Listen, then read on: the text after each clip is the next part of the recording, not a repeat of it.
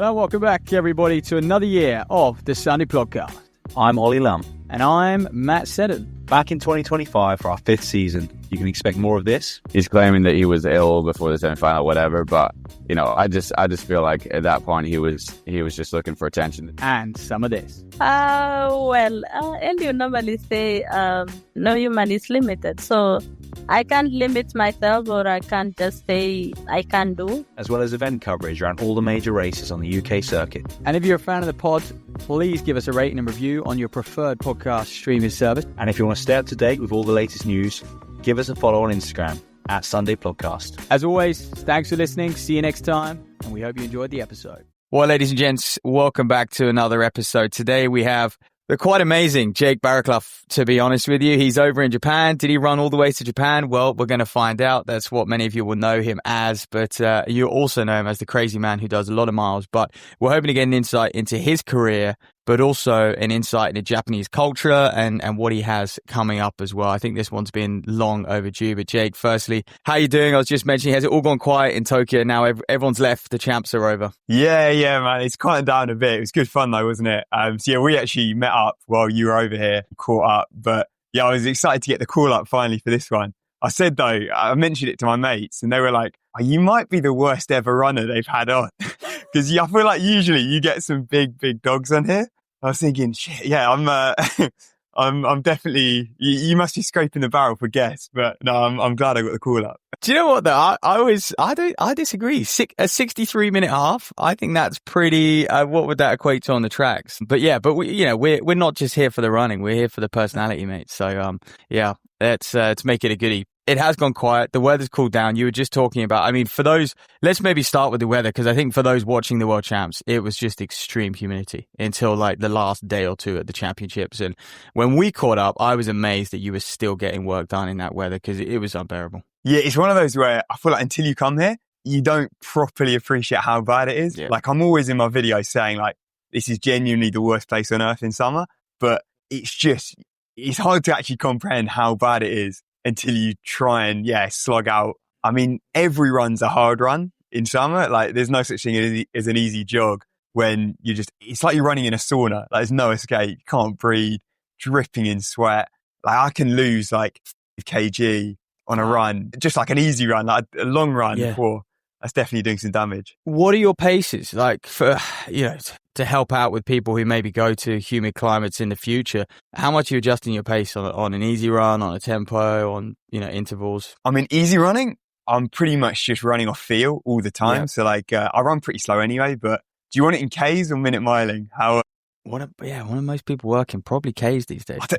Because I'm a Ks the UK's gone full. Yeah, the UK's gone full Ks. Yeah. Has it? All right, finally. Well, seen the light. The circles I'm in, it feels like that. Yeah, not many are still operating miles. I can try and switch between, but now I'm like easy days, 4:30 to 5-minute Ks. So that's like maybe 7:20 to 8-minute miling. It's pretty slow, and that's like a lot of my mileage. I think when you're hitting really big mileage, that's the only way you can do it if it's like a proper jog. And in summer, that's pushing towards the slower end. But then I noticed on like tempo runs, for example, like maybe in summer, I'm killing myself to do Ks, like 5:20 miling. And then just 1 week later, so like this week, it's finally cooled down a bit and it's suddenly like, it's no problem, like 5-minute flat. So it's crazy the difference it does make. And I'm used to this, like I'm a pale ginger guy. So like, I'm not exactly, built for this climate. So yeah, about 20 seconds a mile is that humidity conversion, if you like.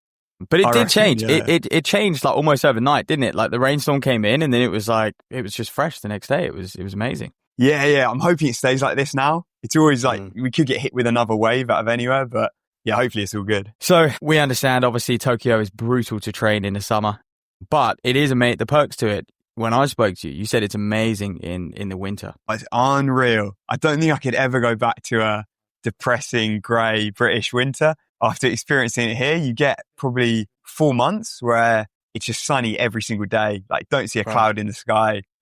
Unreal running weather, nice and cool. So I think that's kind of the marathon season, like marathon / Ekiden season. Yeah. It's a little bit tight because the rest of the year when it is this hot, it's racing's pretty much off the cards. But then you get maybe from November through to sort of April, it's like prime. And there's just every week, marathons, one in 61, 62, half marathons, full marathons in like, 210. It's just like standard procedure every single week.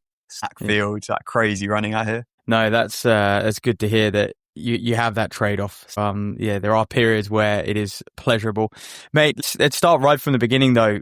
I'm a university student, Bedford and County boy. How have you ended up in Japan? And I guess, what did running mean to you during those days? When you were at Birmingham, when you were, at the club, Bedford, what did running mean for you in those days? So like way back at Bedford times when I'm maybe like 13, 14, at that point I was like really into the running. Pretty much, at that point dreaming of like Olympics, world champs, that kind of like I wanted to be a pro runner back in the day. And then I had this chest problem. Took ages trying to diagnose it. And at that point, running had been going well at Bedford County. And then it kind of just got to a point where I just couldn't run at all, just getting this like stabbing pain in my chest. And I was seeing all these different people, like heart specialists, physios, doctors, everyone. And then after, it probably took a year and a half at least to try and diagnose it. And it was this condition with one of my arteries, like coming off my heart, was constricted, like being blocked off by muscles. So like the blood wasn't flowing properly. And I either had the choice where I could just stop running and I'd be fine, like living a normal life with it, or I could have surgery and cut away all this muscle, clear it up, basically allow the blood to flow, and then I should be able to get back to running. There was no decision whatsoever. I was going through the surgery. I had it once and then it came back again. So I had to go round two. So this was pretty much from 14 to 18. Couldn't run really at all. And at that point, all I wanted to do was run. I absolutely loving it. But I was just completely sidelined with this problem. And then it was only kind of at uni, I think just before going to uni, I'd managed to get back into it and was running sort of pain-free. But obviously, like I'm in no shape whatsoever. Like I've not ran in 4 years. During that time, started mixed martial arts. So I put on a fair bit of upper body muscle and was loving the MMA. I was managing to do that pain-free. And then going to Birmingham uni, huge running scene there, like got the running club and everything. And I got stuck in with that more probably on the social side. Love a good night out back in the day, sports nights. The running was like secondary. That was more just, all your mates are there, you rock up. So much fun. Like still like probably the best memories. It's some of the best times I've ever had back at Birmingham. But during that time, I'm kind of running, doing MMA, hitting the nights out, attending the odd lecture here and there. But it was like, there definitely wasn't the sort of idea of when I was younger, like going pro at running. It just seemed like after missing so much that time as well, that I just felt like I was just out of it. Like there was no way I was going to be able to get back to that point, and probably wasn't giving it everything as well. So it shifted a little bit. But then, somewhere along the road, you end up in Japan. So talk us through that. You leave Birmingham University and then you went to America for a bit as well, didn't you? Yeah. I saw the 2-year free holiday as, the dream. Like, I can't believe they're paying. It's crazy, like genuinely, that you don't even have to be that good a runner. So I think I put in a little bit of effort my final year at Birmingham, ran like a 15, 5K. And that was enough to go to like an NAIA, maybe similar to like a D2 kind of uni out there, like fully covered, all funded. It's like, this is the dream. Go out there, still doing my MMA because they love it in America. And then it was just right at the end of that they had at nationals. So for the NAIA, they had a marathon like with outdoor track, like attached to it. So in the NCAA, right. It's just just it's weird. They've just that's it, the 10,000. Whereas they just randomly, I don't know why, for NAIA put this marathon in. And I thought, this kind of sounds like fun. I might as well just give it a go. I think it was quite easy, the entry standard, probably because no one at college wants to run a marathon. And then it was just training for that. I started hitting sort of 100-mile weeks, 160K, 180K, that kind of thing. I was it's actually kind of quite fun. And during that time, I listened to the audio book, The Way of the Runner, Adharanan Finn. Yes, classic, like all about the Japanese running scene. And it was just through that I learned about like how stacked it is out here, these crazy races, like the Ekiden, how they just basically bloody love it here. Like they're obsessed. And then just coming off the back of that marathon that I did in the States, I was like, I actually want to give this a proper go. I think I must have been maybe 25, something like that, 25 at that point. and thought, all right, it's enough time messing around. I'm going to quit MMA, actually give running a go, like see where I can get to at that point, and move out to Japan to see what all the hype's like, what's going on here, why are they so good, and that's pretty much the story. Concise. How did the marathon go? I'm just intrigued. How'd that first marathon go? I actually won it, so maybe it's good prep for out here. But it was in like 35 degrees. Jesus. So it was, and like super humid. It was right on the Gulf Shore. So like similar weather to like Miami, Florida, that kind of thing. Luckily though, my uni was similar weather. Like, we were right down south. Yep. So like half the field literally DNF'd. It's just like bodies littering the course. And I kind of, cause I'd done all the heat training and all of that, just ran it sort of steady and ran. The standard's so weak in comparison. It was like 2:38, I think, to win. So like, I mean, it's still like, it's not exactly moving, but that was, the debut. And I've never won a marathon since. So I guess I peaked early. That's actually quite impressive. It's a hard thing to do, is to win a marathon, I would say, especially when you're based in Japan. Goodness me. So then I guess you head out to Japan. How did you head out to Japan? How was that feasible? Were you on a sort of like a Japanese language program, weren't you? Yeah. I thought I'd make the use of another scholarship, live for free again. But this is a business idea for you. So help people get scholarships, man. You're pretty good at it. Oh, it's too good. Yeah, I'm like, never want to get a 9 to 5. But it was like, I moved out here, this scholarship program called Daiwa, a scholarship. So it's nothing actually to do with sport at all.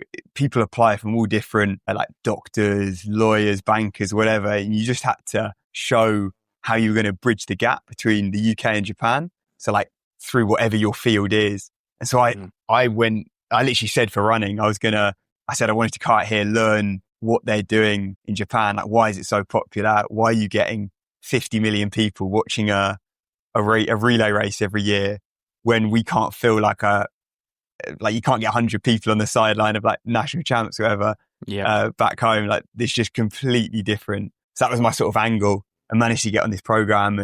I treated it as well as like, you had to do like a fair bit of language course, like at university, but compared to working like a 9 to 5, 40-hour weeks, training around it was a lot easier. So I could properly go all in with the running and basically train like a pro, which is what, I wanted to just throw everything at it. Mate, on the Ekidens, I've got my own ideas, but you've been out there, you've been surrounded in that environment. Why is Ekiden so popular in Japan? Yeah, so it's all like the massive one is Hakone Ekiden. It's like every year, so their New Year's, it's a bit like our Christmas back home. It's sort of everyone's at home with their family. And it's like a national kind of holiday. And that's when the Ekiden falls. And it's this huge, pretty much televised event. And I think they've turned like a solo sport running, which is pretty predictable as well. Like these major marathons, you're watching it and it's like, okay, one of these Kenyans, Ethiopians, they're going to win. Also, you don't know anything about them. You see them for 2 hours and then you never hear of them again. So there's no storytelling. There's no intrigue. It's like, who cares? To be honest, like how are you meant to get invested in these people? Whereas here, it's like all the different teams all season have like cameras in their camps. They've got all this footage, all this backstory to then create like different angles, different rivalries. And I think the closest thing to Ekiden, I'd say, is probably the Tour de France. So, you've got like races within races, like there's all the team tactics because it's like super team based. And there's different stages in the Ekiden. So you have like a hill specialist, you put him on the hill leg. There's like a downhill leg. There's a foreigner leg, which is where all these like Kenyans and Ethiopians are just absolutely ripping. So there's all these sort of different elements that just make it so much more interesting, I think, than like a standard race. So it's actually sick to watch. Like especially as you start understanding a bit more Japanese, like mine's still pretty broken, but I feel like I'm getting more and more into it the more I learn. It's impressive that how long have you been out there now? 2 years? So it's bang on, 2 years now. Bang on 2 years. It is impressive how much Japanese you've learned. What were those first few months like? I couldn't imagine it, going to a completely new country where you didn't know anyone on the ground, or did you? Nah. So I came out, on this scholarship program, there was like 5 others, maybe. So we all came out together, but then to be honest, I didn't see that much of them because I felt like my interest was just completely different. Like these guys, they're like couple lawyers, like some scientists, doctors. I'm like, I just want to go for a run. So like my sort of angle is, maybe a bit unique. Wow. What were those first few months like then? Or I mean, how long did it take you to truly settle in and feel a part of a community? Or are you still not? You're still not there? I feel like it's a constant battle. The language barrier is obviously, I mean, I love it. So this feels like home, definitely. But like my Japanese is still painfully bad with everyday stuff. So like yesterday I had to go to I had to fill in some pension thing. I had to go to like the local office. And it's like suddenly I get put in that environment and I don't know a word. Like I'm just seeing all these Japanese squiggles on paper. I'm like, what does this mean? But then get me chatting about running and it's like, I'm like fluent. So there's like this weird, where it's like, I've got my niche. I can chat about running, food, I guess. Yeah. But then it is sick. And I think, at the start, I pretty quickly pretty much like a week of moving here, I managed to find the best, like amateur team in Tokyo. So sort of a bunch of like ex-pro runners, ex like Ekiden runners, so good level, maybe a bunch of like 220 or sort of 218 marathoners, and just jumped in with them. And so that was like a perfect Japanese practice. Obviously like running as well, like having these runners at the time were way better than me, just dragging me around. So that was pretty class. And then I had the uni as well, where I was taking classes with other foreigners because it was like this language program. So then like at least I get a bit of English chat and stuff there as well. So I didn't feel like it was obviously so different, but I felt like it was good fun. Like, it was a fun challenge.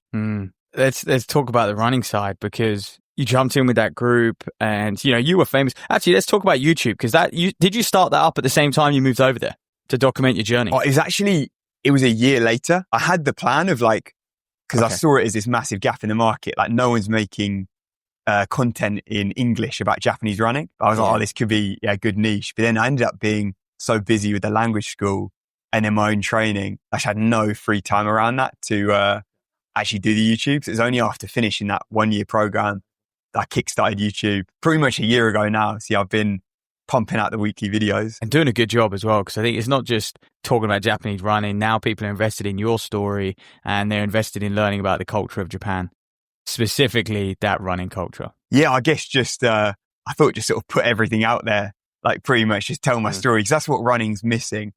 That's why it's really hard to root and like get behind anyone when you just know nothing about them. So I think just trying to show people literally what I'm doing. Like, I don't know what level I'll be able to get to, but just purely going all in, throwing everything at it and just showing what I'm doing out here. People seem to have got behind it. People's ideas of all in can be different. What was your initial idea of going all in? Oh, before even moving there, the plan was literally like push the boundary. Because the way I see it is like, so originally, before I'd even moved here, I was like, marathon is going to be the thing for me because I've got no wheels on the track. Like painfully slow over like 800, 400 back in the day. So I was like, we've got to go long here. And then I'm looking at the top marathon runners. So like Phil Sessman, Neil, Hamid Mohammed, they're still rapid on the track. Like they're still competitive over K, 5K. Like they've got obviously serious talent there. And that's something that I just don't have the wheels for. So I'm like, how am I possibly going to change that? Like, close that gap? Like if I train the same as them, if I just copy the training of the top guys, there's still going to be this massive talent gap, this massive difference. So I thought, okay, I just have to train harder than them. Like, and luckily I think my biggest talent is the durability. I'd never get injured. My legs, maybe it's the MMA from just years of getting just kicked to pieces, like absolutely battered, that it's like strengthen the legs up. But I seem to just be able to handle huge mileage. So I was looking at guys like Cam Levins, and like the old school Japanese boys hitting 280k a week, like 175 miles, and just thought, I'm just going to give that a go, see if I can handle it. So far, it's, managed to survive. You surprised yourself how much you can handle? Yeah, it was a massive gamble because I saw it at the time when I moved here. I'm a 72-minute half marathoner, like a 2:38 marathoner.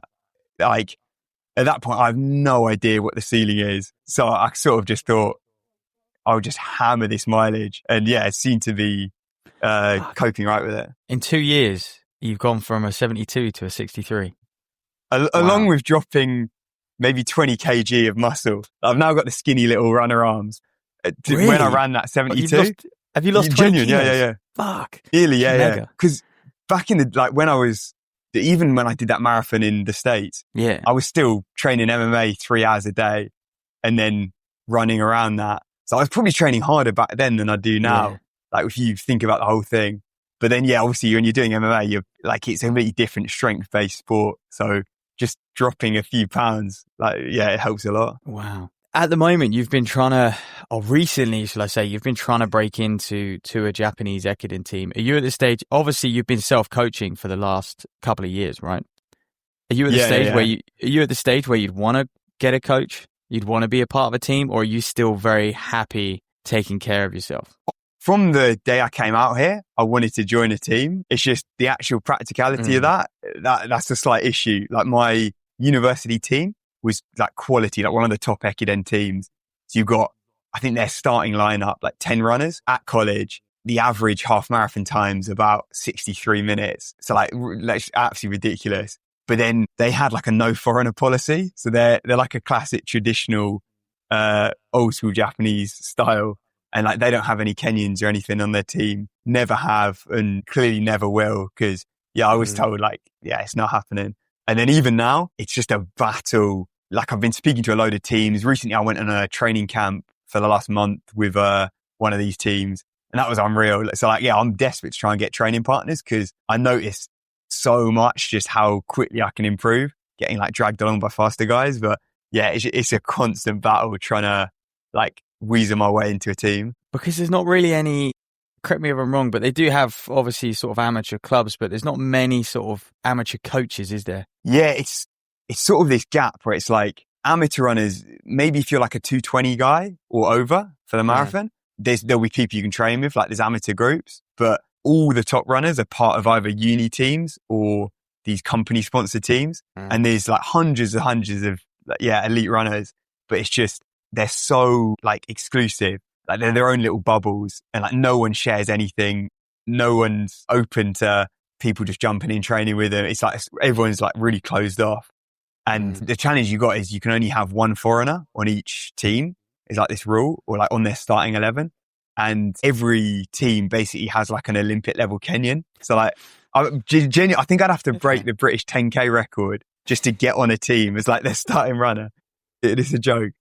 So basically there's no sub-elite culture. Whereas I feel like the UK has a massive sub-elite culture, a very small elite culture. And obviously, there's a large amateur market as well. Whereas Japan is the opposite. It has a huge elite culture, hardly any sub-elites. You're probably one of a handful. And then obviously, big amateur scene as well. Yeah, pretty much. I think it's because of the club scene back home.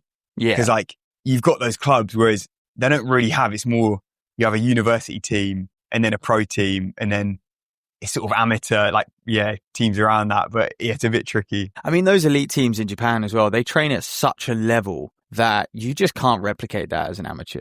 And it's probably why there's a lack of sub-elites. And they have a really hard sort of work-life balance as well once they go into full-time work, don't they? Yeah, it's brutal. Even they are, it's killer. Yeah, that's why I'd never work for a Japanese company. I'm stay clear. 9 to 9. And then you've got to do overtime and it's killer. Don't you only leave when your sort of senior leaves as well? Yeah, that genuinely is. If your boss is there till 10 p.m, you've got to stay as well. Yeah. So the big boss has to leave and then the one below. If you're sort of 10 down the pecking order, you're never getting out of that place. Yeah, you're screwed. Basically, your life is work. That's it. So, mate, let's get into it. What's your typical week? I think you obviously do share it with everyone. You document it, but for those who don't know, run us through a typical week, man. Yeah. Training.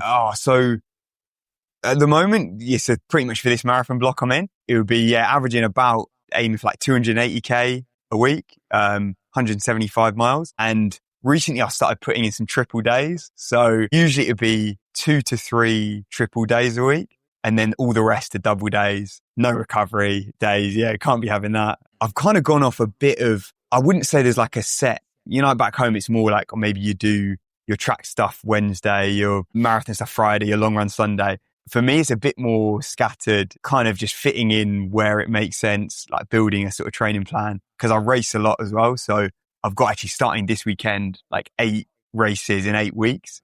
But a lot of them are sort of training races, like hard efforts. So maybe each week I'll have, like a half marathon or even a full marathon.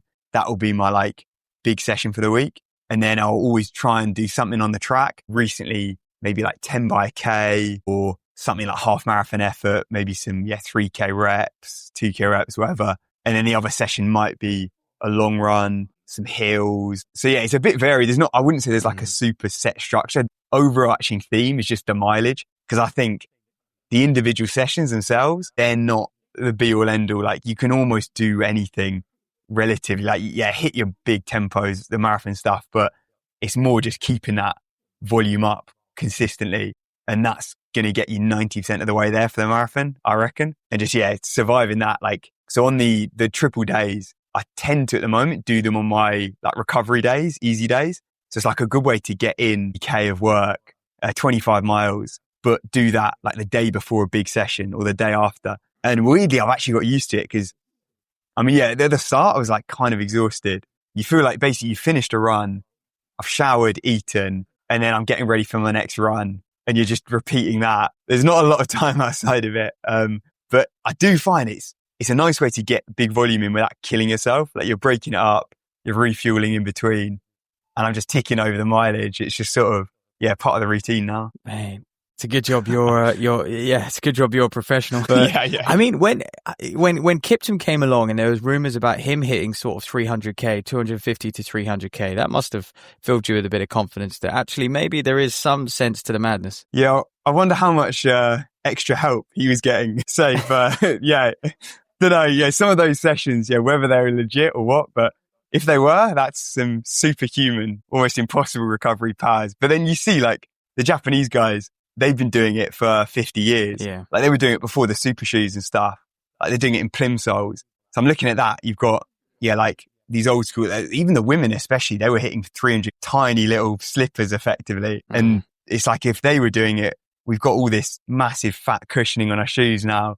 Surely we can do it now. But it's weird that it's almost gone the other way. And maybe there's like a resurgence in high mileage. You see guys like Cam Levins, like I'm a massive fan of him. He kind of inspired my triple days recently, but he's like a 280K week man and he's the best ever North American. Probably he might be even the best non-African born marathoner ever, but he was around like 204 or something. So he's clearly showing that the higher mileage does work. Good question, man. What's Cam Levins' run? I always had down like Ryan Hall or something, 204, 59. But thing is, Ryan Hall was on a downhill. So like, I don't think it's official. I think Boston maybe. What's Levins' PB? 2.536. That is going to be up there for it's sure. Quicker than Conor Mantz. Yeah. It's pretty mad. Yeah, you're right. Yeah, that's got to be up there on the North American rankings for sure. And like 27.0 10K, like, I mean, it's just, I do think there was a narrative for a long time, quality over quantity, for a long time, especially in the UK. And I think, the results, the proof is in the pudding a little bit. When you actually get into it and you look at Japanese running, I know they have the Ekidens, which is just a huge support system for these runners. And they get to train in mass as well versus the UK where you've got people training in sort of pockets of, 3 or 4 or 5 athletes.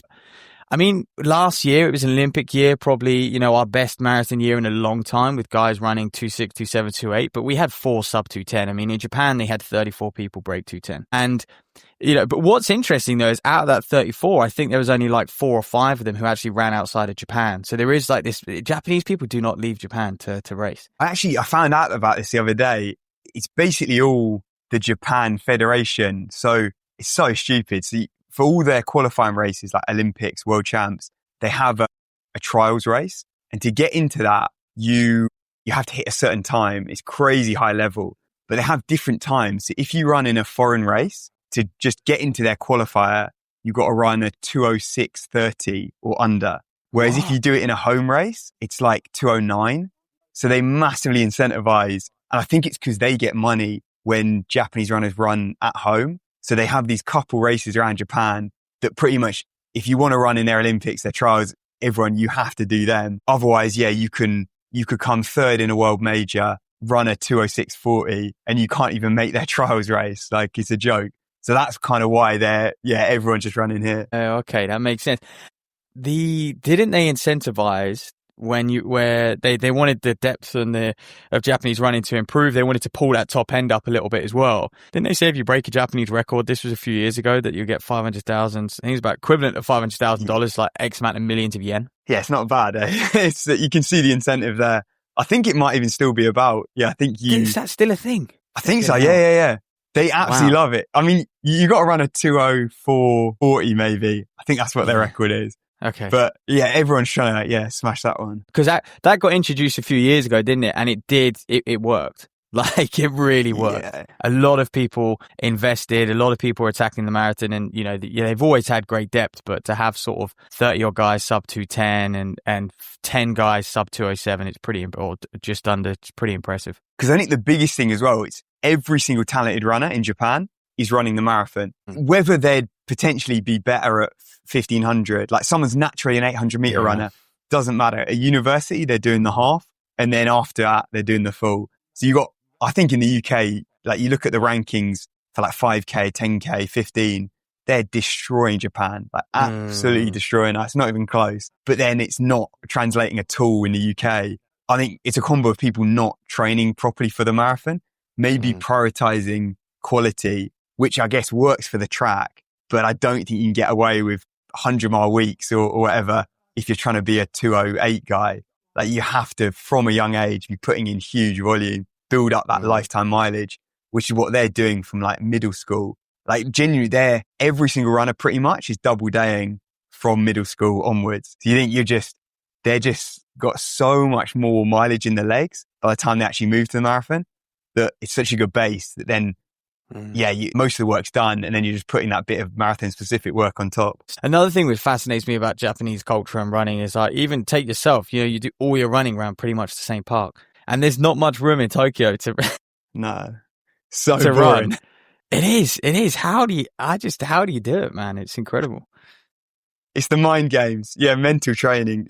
Tokyo's terrible for running. So bad. Yeah, just endless loops, these tiny little parks. Yeah. But have you ever thought about moving outside of Tokyo then? Going somewhere where it's, I guess, a little bit more conducive to train, get the miles in? Yeah, 100%. At the moment, so I'm speaking to a few of these teams. And pretty much wherever, I'm happy to go literally anywhere in the country. I don't care. As long as there's a team there that will let me train with them, I'll move to, wherever they are. Because none of them are central Tokyo. Which you probably realize why after coming here, you're like, it'd be a nightmare. So all the top teams are further out. Yeah, better running places. Okay, yeah. Mate, let's fast forward then to the Brooks deal. Like, that's a huge achievement. I mean, did you ever think that, one, your running would get you there, and obviously two, the support and the interest your YouTube channel has, and it has grown so much. Did you ever think it would sort of get to that level? Yeah, I thought, kind of when I moved to Japan, I thought it was going to be near impossible to ever get to the point where I could make a career just from running. Like, it's so hard. You got to be so, so good. Like, especially at that time, I'm so far off, like, with my times. But then I'm seeing YouTubers effectively living like pro runners. Like, they've got all this time for training and all of that. But then they're running like 2:25 marathons, 2:30 marathons. So I saw that as, that's an angle where I can train like a pro, get everything out of myself, but I don't need to be elite level. And then naturally, as I've got fitter and stuff, like, always running's come first. Like, that's my number one priority. And then YouTube's like the support there. So yeah, I mean, if I was just a 2:14 marathoner, there's no way I'd have got this deal I've got with Brooks. There's no chance. Whereas actually leveraging the YouTube there, because like, luckily they've sort of seen the interest and seen the value, I guess, in YouTube, which a lot of other brands that I'm speaking to, they're just clueless, where all they want is a 2:06 marathoner who has no public interest, no appeal. Like, I can't see how they're selling shoes. But luckily, Brooks kind of took a gamble, and we're like, every week, 100,000 people are seeing a video of mine. So it's like, if I'm wearing Brooks kit, rocking that there's got to be some value for them, you'd think. Big up Brooks for taking the gamble. Yeah, and I guess you're leveraging that Japanese market as well, because they hardly exist over there, right? Yeah, completely. So I think they're trying to grow exactly over here in like Japan, especially East Asia, because you never see anyone rocking Brooks ever in Japan. So I guess, hopefully I can push it a little bit here. Are you getting 100,000 views on YouTube a week? Pretty much. Close to, yeah. That is mega. It's crazy. No, I genuinely can't believe it. It is mad how quickly it's happened. Do you ever, I mean, obviously when you start it, it's fun and, you know, you're loving it and you're sharing your story. Yeah. Does it ever become a chore? Do you ever sort of go, oh crap, what's the next video going to be? And you have to, you know, and you take on a lot more stresses because you're trying to deliver to 100,000 people instead of just being authentic. Yeah, I'd say it's definitely recently. I'd say because I'm running so much, like, for example, like one of these triple days, it's genuinely hard to find time to even just put half an edit together, like film anything. Because it does just feel like I'm, as well as all that running, every day I'm probably doing an hour, 2 hours of supplementary stuff. So like recovery, core, plyometrics, gym work, wherever it is to try and stay injury free, like basically let me do that mileage. So then by the time you've done that, it really isn't a lot of time to then, because one of these videos, I think a lot of people don't realize how much time goes into. So I upload one video every week. I say the whole thing, like from scratch, like when you get the idea to then uploading it, it's probably 20 hours of work. So it's effectively like a part-time job. Yeah. And then running's the other part. And then I'm running 20 hours a week. So yeah, it's pretty busy. I've got help now from an editor who probably takes off half of that workload. So that's huge because before that, it was like, yeah, it's pretty intense. Felt like there just wasn't a second free. But I do, yeah, it's good fun. And like, yeah, I do enjoy it, definitely. Like, yeah. Good lad. Yeah, I mean, and I guess like editing that's probably your least favorite part, right? Yeah. Yeah, exactly. I've never dreamt of being in film or whatever. So that feels like a chore. The filming's a great bit. I love just chatting on camera. I chat about running all day. Yeah. But yeah, sitting behind editing for hours, not exactly thrilling. Yeah. So 2:14, 63 at the moment for the half. Which one are you happy with? The 63? Yeah. The 63, because that was mid-training block, like not real tapered. And I actually PB'd 1 week before that where I broke 65 for the first time. And then I was like, I'm just going to go out at 3-minute flats and just try and hold it. And I sort of was coming into shape at that point. And then actually after that, I hit some big marathon sessions and I was aiming for maybe like 2:10, 2:11 at Tokyo. So I think, yeah, actually the marathon's probably the least happy I've ever been after a race. Like, yeah, I wasn't exactly too happy with that one. Did you have some problems in Tokyo when you did the marathon? Oh yeah, it was a bit of a mess. We had one of those, it was a bit like London where all winter it's been cold and then suddenly there was this little spikes. It was like a 20 something degree day, which is about 20 degrees too warm for me. So I actually, I woke up 2 hours after the race in the medical tent, completely blacked out. I still don't know how I finished, but yeah, luckily managed to somehow just claw my way to the finish, but it was messy. When you're putting all these miles away and you're in training and stuff, do you have a pretty firm idea of what shape you're in, or do you just sort of like that get to a race and go, I'm going to sit off a 3-minute Ks and see what happens here? Oh, I feel like I'm pretty dialed in. A lot of the sessions now are like, I do a lot of stuff based around half marathon pace or marathon pace. So I can get an idea, also looking at previous sessions. So because I'm repeating a lot, I can see, a year ago, I ran this time for the half marathon and before it, I did 10 by a K on the track at this pace. And then I'm just looking, last week, I've ran 5 seconds a K quicker. So that should translate to a minute, 2 minutes over the half. So that kind of thing. So yeah, I feel like I've got a decent check. Yeah, you don't use any sort of heart rate, any zones, do you? You just go to those race efforts in and around them. Yeah, it's far too scientific, far too sensible training. I'm on none of the threshold, heart rate, absolutely none of that. Yeah, it's just rip it every time. Good. Is that Japanese culture as well? Yeah. They're pretty hard trainers. Yeah. I think nowadays it's changing a little bit. Some teams are doing the lactate, the double threshold. So it's been like, they've been influenced by the West, I think, but a lot of them are still very old school. You absolutely cane your sessions and then you just jog everything else around it. Yeah. That's different when you read, the Where the Runner and stuff like that and you hear snippets. That is kind of, how they train. I mean, mate, what's next? So you've obviously got these races coming up. The suspense. But no, I've got 2 half marathons in the lead up to that big target marathon, which are going to be in Tokyo. So I want to try and smash my half PB, run a sub 2:10 marathon. Like that's the goal. You've probably got to be in 62 something shape for the half. So that's pretty much, knock that out first. And then that'll give me a bit of confidence, going into the the secret marathon at the end. Exactly. Does it give you confidence that when you do check the British rankings time and time again, because the European standard is 209.30, right, for next year, and I think they're going to be able to take 6, definitely 4, but possibly 6 athletes to the Europeans in Birmingham, which would be amazing. So you must be looking at that going, that's the goal, really. And it must give you confidence when you check the rankings and still there's only 4 men who have broken 210 in the last 18 months. Yeah, it's crazy. Shoot, when I saw that came out, because originally I had in my head just that sub 210 barrier. It's such a clean one. But then seeing that, I'm like, what's another 30 seconds? I might as well try and target that, because that would be unreal. Returning to Birmingham after my uni days, it would be a legendary full circle moment there, homecoming. So yeah, I'm going all in pretty much on that. Well, fingers crossed. And yeah, what's your opinion on the fact that we've only got sort of 4 guys, and even the same on the women's front, very few breaking sort of 226, 227, and on the men's front, very few breaking 210, which is now, wouldn't even be a European standard and quite a long way off the world standard. Yeah, I think there's just too many lazy bastards, mate, back home. No one's putting in the effort.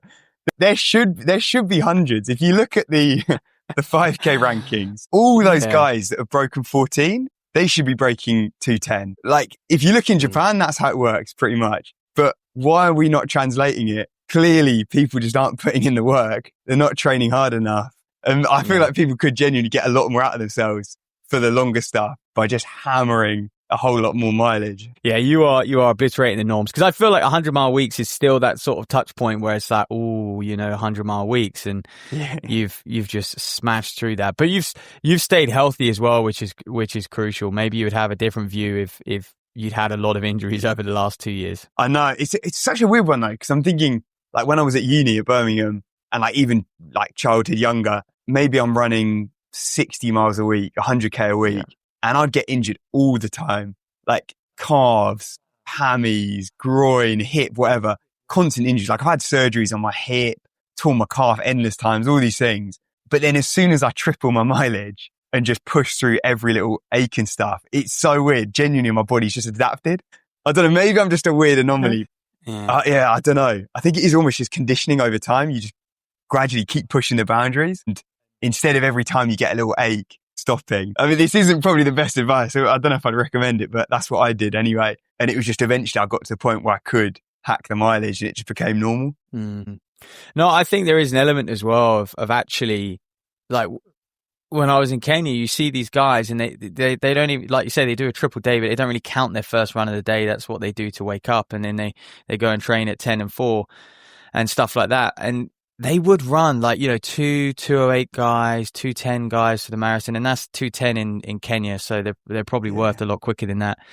And they would run really, really slowly. And it's kind of like you wouldn't get injured from doing an hour's walk, right? And they're doing, they're not going much quicker. Like, the impact on their body is probably pretty similar to if they were just going for a walk, the way they're moving and the way they're just shuffling along. And, I think there is an element of sometimes people just don't, if you're trying to get those real high miles, I mean, you said it, you do have to run. You have to do a lot of it very slow. That was actually the biggest thing when I was building up, because I had this hip surgery maybe 6 months before moving to Japan. So I was starting completely from scratch, like 0 miles. I hadn't ran a mile in 8 months, I think it was. So I was starting from 0 and just every week built it up, but didn't worry about the sessions at all. So like, didn't try and smash the track, didn't try and rip tempos, didn't care about my paces, like literally jogged it all. And then eventually just went, from 0 to 100-mile weeks, and then just kept pushing it. At that point, I started implementing a few sessions here and there. But again, it wasn't like I didn't care what pace I was running. That was secondary. It was more just, let's get to the point where I can handle the mileage and then I can put in the quality. But I need, because even now, 60 to 80% of my week is jogging. So it's like, I need that foundation first before I start worrying about all the extras. Mate, it's Lydiard. It goes back to it, right? You just get the work in. And you had, let's say, like, you almost had it. Did you have a whole year off of racing while you were building back up? Yeah, pretty much. I think that as well, the issue with Para 10, it misses all the Japanese stuff. Yeah. So I raced all the time over here, but there was kind of a period, through this hip surgery, where, it was probably a year without racing. And then since coming here, I've loved just hitting the races often. But yeah, I think it shows 1 or 2 on Para 10, but it's maybe just like the majors, I think. Yeah, no, your World Athletics profile as well is similar. Like a lot of the Japanese races won't be on your World Athletics profile. But we're almost there. But I just want to say, when you ran your 63.40, were you 150th in the race, or is that? Yeah, I got absolutely battered. That's nuts. And most of those guys, they're students. They're not pros. So that's the thing. Probably 100 of them are college students. It's insane. That's got to be the deepest. What was the town that was in the city? Marugame. I mean, that's got to be the deepest. Literally the most random place in Japan. Nothing else there. Just this dead town. Everyone flies in for this race. It's just become like this, huge event. Jesus Christ. Yeah, that is an extremely deep half. And I think I just wanted to finish on that note and give a bit of context to the racing scene out there as well, especially over the half and the marathon, where you're finishing running those times. I mean, even Copenhagen, 63 minutes. You're on the cusp of a top 20 finish. And it's like, and that's a gold label half marathon, and people are running 58 on the front end of that, and they're coming 150th in. Yeah, it definitely helps. Just jump on the train and just hang on. Yeah. Well, look, mate, best of luck with it all. It is an incredible story, and I think in some ways, you always envy these people like yourself who make that leap of faith and do something completely different, something way out of their comfort zone. And I think there's a lot of admiration to what you are doing, man. So congrats and keep up the good work. Oh, I appreciate it. I'm sure a lot of people are just thinking, what is this guy? What is he doing? But yeah, maybe as long as they're watching. Maybe don't try and replicate what he is doing, but you are a success story. Yeah. As long as people are watching, tuning into the YouTubes, happy days. Whether they want to see me break or whatever, it's all good. And your classic phrase, train harder, not smarter. Train harder, not smarter. Simple. We'll finish there, man. Thanks very much, mate. Nice one. Cheers for having me on.